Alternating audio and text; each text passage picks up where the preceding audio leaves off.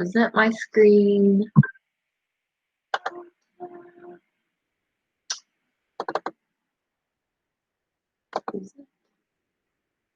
Alrighty, so let's dive into what is restorative practices. Oh, actually, Miss Jessica created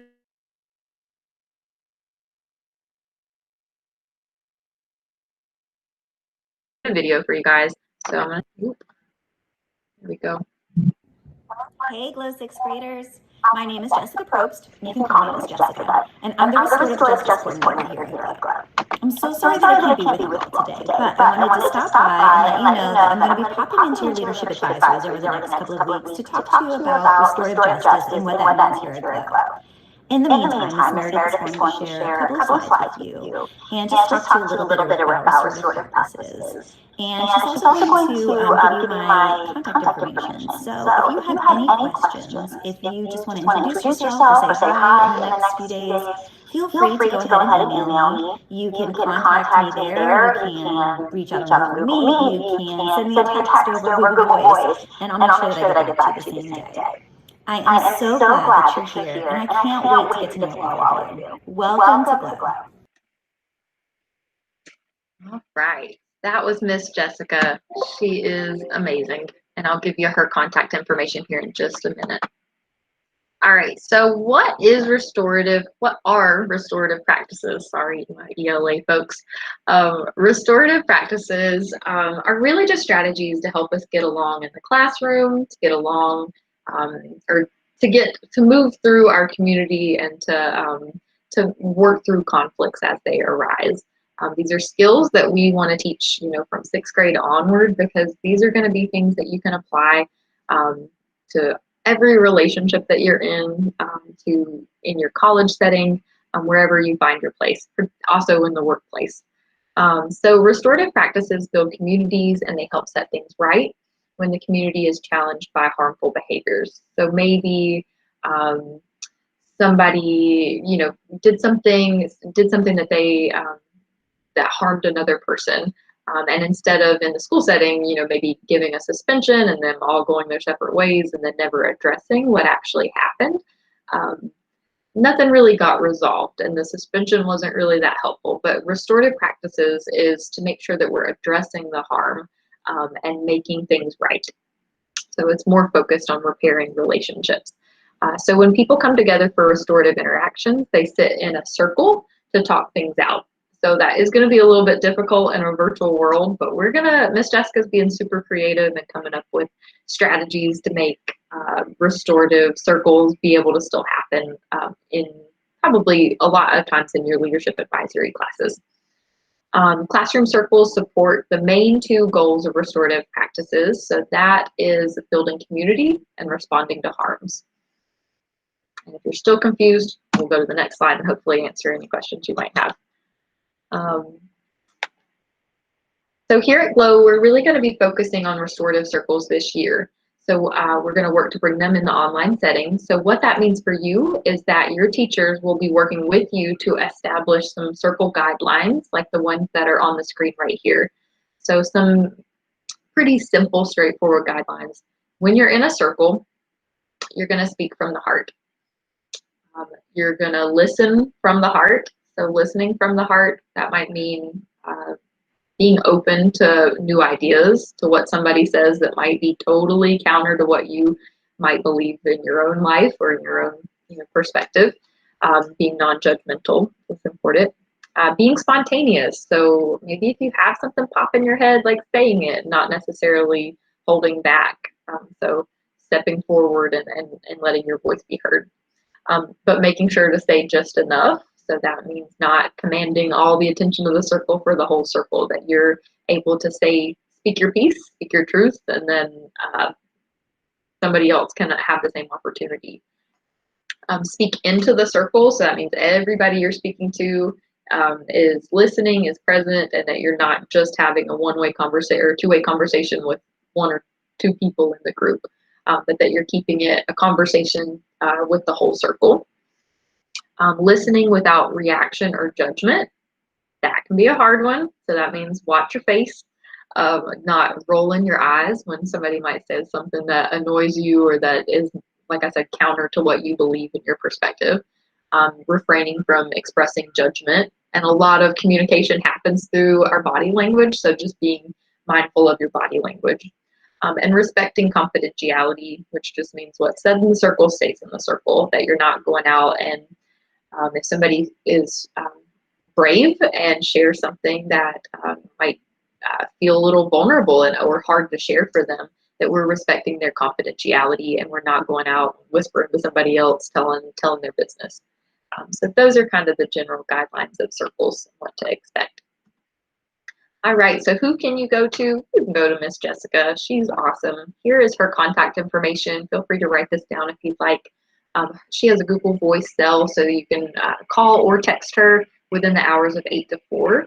So if maybe you find yourself in conflict with your peers, and while you guys are mostly working from home, maybe you're in conflict with your family or your siblings, that she can give you guys some strategies to help work through any conflicts that are arising.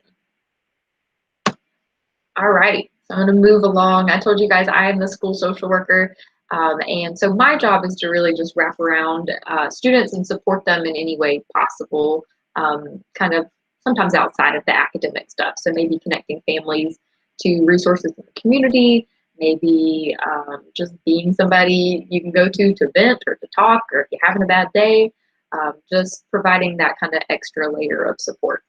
So we know that COVID has flipped our lives upside down, that we've been, to keep ourselves and other people safe, we've had to stay home a lot, and that can cause us to feel really lonely, maybe a little isolated, which is an unfortunate result of what's kind of going on in the world right now. But we want to make you guys still feel connected to our school community, because the adults in this building care so much about you guys, and we want you guys to have good, healthy relationships and to feel connected to our community. So if you would like to join a virtual group, I will be holding several this school year. So you can email me if you're interested. I've reached out to a couple kiddos today to go ahead and start forming a group. So feel free to reach out to me. We also have 7 college student interns that are majoring in social work. So they're kind of learning the ropes of how social work works. And they would love to meet with you, to support you, to get to know you. So know that they exist as well. It's not just me. All right, so some emotional needs and support during this time. It's important that we feel supported, that we feel seen and heard. So maybe think for a second about all the feelings that you've had over the past few months. Which ones maybe you've had an increase in some, maybe an increase in sadness, or because you can't see your friends as often, or frustration because the internet's not working right, or you can't quite figure things out like as easy as it was when we were kind of in a normal flow of things. So those are all normal feelings right now, as we're kind of not in the same routines as we usually are. So sadness, frustration, loneliness, anger, all of those things. And those can be hard to just sit with. So we don't want you to feel like you're just having to sit with them alone. You have people that from the school that want to talk with you and make you feel supported and help you kind of learn some strategies to deal with some of those big, heavy, icky feelings that happen sometimes. So one-on-one check-ins and supportive counseling is available if you would like to reach out to me. So who can you go to? You can go to me. This is all the many ways that you can get in touch with me through email. My office phone is on there. I would stick with the Google Voice cell because I'm never in my office. I'm available from 8 until 4 p.m., so during the school day. So if you find yourself kind of in a crisis situation outside of school hours, I might not be the person to go to in that moment because I don't always have my phone with me outside of school hours. So I'm going to share some crisis resources with you if something's going on outside the school day. We also have, like I said, the social work interns who would love to connect with you. It is totally okay if you're like, I don't think I would vibe with that lady. I would like to meet with somebody else. That is okay if I'm not your person. Totally okay. And we want to get you connected with somebody who you do feel comfortable with. So just reach out. No, that would not hurt my feelings. And we have a lot of really awesome ladies who want to be here to support you. We also have therapy through Coastal Horizons Center available. So it's school-based therapy, but in virtual land, it just looks like teletherapy. So it'd just be kind of logging on to like a virtual meeting space just like this, but just with a therapist. And that would be if you're feeling like you're needing a little bit more extra support than we could offer here at the school. It'd be more ongoing, and that would be something that we just have to fill out some paperwork and get your parents on board. But otherwise, feel free to reach out to me and we'll get you connected. So let's talk about some of these resources. So like I said, I am not always available, and sometimes we need crisis services. So if it's a life-threatening emergency, call 911. Got to start with that. But if you're finding yourself feeling overwhelmed, anxious, depressed, there's two really good resources here on the screen. You have the crisis text line. So that is something, I get it. I hate talking on the phone. So this is something really awesome that they've made available for folks that if you just want to text and you'll be able to text to a crisis counselor who would be trained to kind of support you in that moment. Because sometimes we know things just sneak up on us and we get overwhelmed. We get just life gets to us sometimes. So we want you to know that you have these supports in place. Also, the suicide prevention line is a really great resource. Both of these are available 24/7. Both of them are completely free. So these are just if you're feeling distressed. We know that sometimes isolation and being tucked away at home and just feeling like we're not connected to our community can feel really hard, and it can cause you to maybe have thoughts of ending your life. So we want to make sure that you guys know that all of the many resources that are out there to help be there to support you through whatever you're going through. All right, another amazing program that we rolled out actually at GLOW last year, and I hope some of your other schools that y'all are coming to us from that you were familiar with, the Say Something anonymous reporting system. So Say Something allows you to submit secure anonymous safety concerns to help identify and intervene before someone harms themselves or others. So it's really kind of a I'm looking out for my friends and my peers kind of system. So if you see something on maybe social media, maybe somebody's posting something that's concerning in terms of, you think that they're in danger of harming themselves or someone else, you could screenshot it or you could just report it in some way in one of these three ways that you see in the circle here. So you could go through the app. It's a really easy, user-friendly app. The Say Something app, you can call in a tip or you could go to the website and report it. Totally anonymous. You don't have to give your name. You don't have to give anything that would identify you as the person that reported it. And truly, this app has saved lives. This is something that's been rolled out across all of North Carolina. It's important that in a community that we have each other's back. We know that sometimes people struggle and they might have a hard time going to and telling you, hey, I'm struggling with this, but maybe they'll post something on social media and then other folks will reach out to them. And this is just one way to make sure that somebody is connecting with that person. Also, this is a system that we use that maybe if you were experiencing bullying, this could be in person, this could be via social media or text, whatever it may be. If you were experiencing bullying, you witnessed bullying, anything like that, please, please, please report it. This is something that it would connect you to a crisis counselor who would kind of walk you through the next steps from there. So please know that you have that resource available. I feel like without Jessica here, I just blew through all of these slides, but y'all are probably glad because you listened to a lot of people talk today. But like I said, I'm Miss Meredith, Miss Staley, you can call me either one, and I'm here to support you during this weird, wacky time that we're living through. So feel free to reach out. I'm going to stay on this call, so if anybody has any questions, feel free to unmute and ask me questions.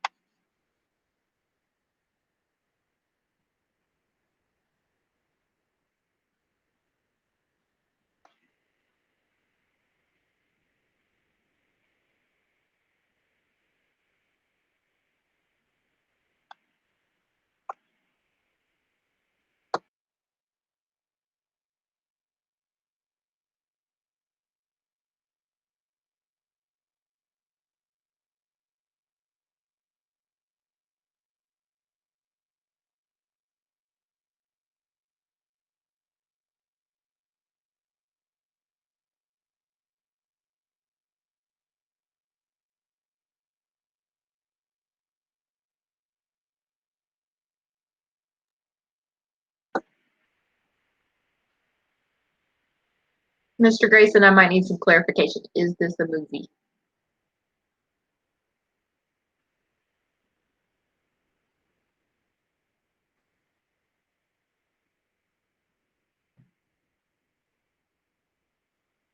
All right, I don't need to be on the video. Okay. Sorry, Mr. Grayson's microphone is not working on his computer, but we have instructed our students that this is a movie to kind of further engage them. So one of the students asked if this was an actual movie. Would that imply that I'm a movie star? That's exactly what that implies. I'm gonna say yes. Yep, this is it. This is as close as I'm getting to the big lights of Hollywood. The movie star has spoken. True story. Good question, Danielle. Thank you, Ms. Sharp.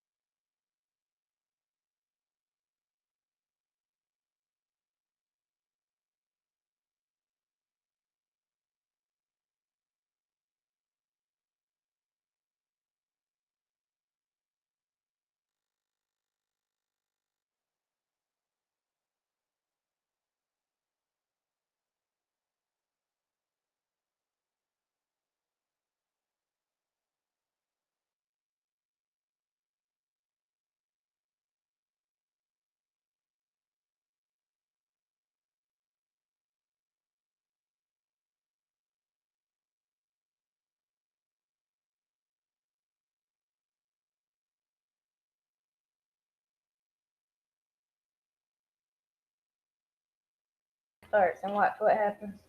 There's only 2. Yeah, because they probably left already because the kids like you just.